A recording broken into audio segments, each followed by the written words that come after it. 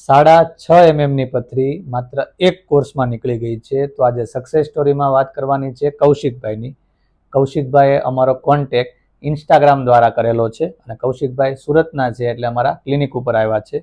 કૌશિકભાઈની sonography 3/2/2026ની છે અને સોનોગ્રાફીમાં 6.5 mm ની પથરી ડાબી બાજુ પેશાબની નળીમાં છે. દવા પૂરી થાય એના છેલ્લા જ દિવસે પથરી નીકળી ગઈ છે. આ દર્દીનો ટેસ્ટિમોનિયલનો વિડીયો અમે અમારા ઇન્સ્ટાગ્રામ પેજ ઉપર 22/2/2026 પોસ્ટ કરેલો છે, એટલે તમે ત્યાં જોઈ શકશો. અને ટેસ્ટિમોનિયલ વિડીયો આ વિડીયોના લાસ્ટમાં પણ એડ કરી દઈશું, એટલે તમે અહીંયા પણ જોઈ શકો. ફરીથી મળીશું એક નવી સક્સેસ સ્ટોરી સાથે. Thank you. મારું નામ ટાંચક કૌશિક છે. મને 6.5 mm ની પથરી હતી, જે ધામલિયા ક્લિનિકની હોમિયોપેથિક દવા લેવાથી નીકળી ગઈ છે.